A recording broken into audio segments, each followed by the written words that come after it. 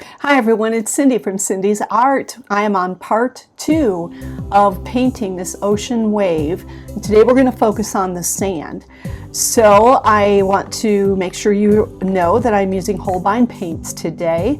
I used Arches watercolor paper. I used this picture off of Pexels, and I want to get us going on the sand. This is very short for today, but first of all, I wet my paper and I made sure that I got it wet enough where it's going to stay wet for a few minutes. And I am mixing up my sand colors. You can just stop the video right where those paint colors are, so you can get them on your palette and you can see what I used. Right now I'm using a yellow ochre to simply just get a little bit of color in there. I don't have to do a full wash. You can see that there's some white going on in there, some white foam, and I used my masking fluid in the last video to block some of that off. That's wonderful. But all I'm going to do is focus on the water that's the sand that's underneath this water. So I'm using a tiny bit of burnt umber right there, that dark brown, to create shadow.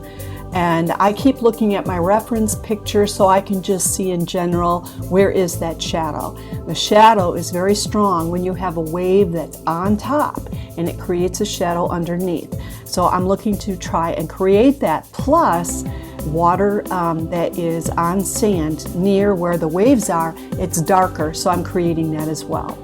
So the colors that I gave you that I use, those colors will exist in the wave on the beach and also on the sand.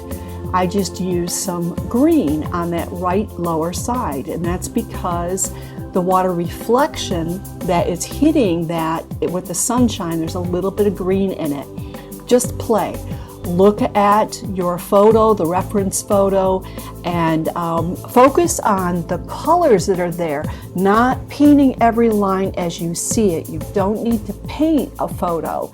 You just want to capture the essence of there's shade here, there's other sand color here. So I will use this, the colors that I gave you, a tiny bit of this Quinacridone Scarlet and a tiny bit of the yellow, the permanent yellow orange. And I love these colors. I use tiny dabs in there, and I'll play with it until I feel like I get an effect where it looks like it is a good sandy beach. So I'm just going to be using a wash on this beach.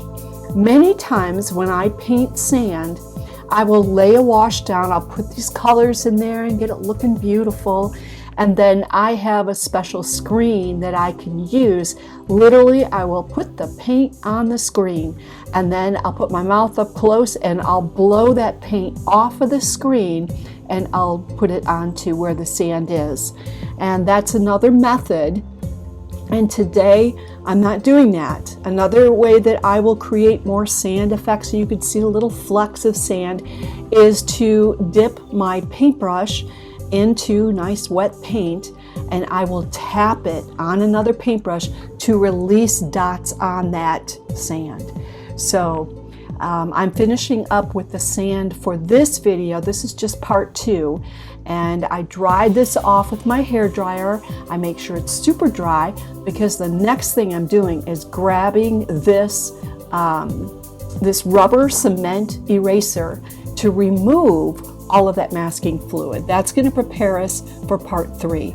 So tune in to the next part, and I'll see you in a minute. If you enjoyed this video, please hit like. It'll help me get my videos out to others. They're free for people to view, but I would love to share them with more people, and one of the ways that can happen is if you just take a second, hit that like button, and we'll see you guys in a few minutes on part 3.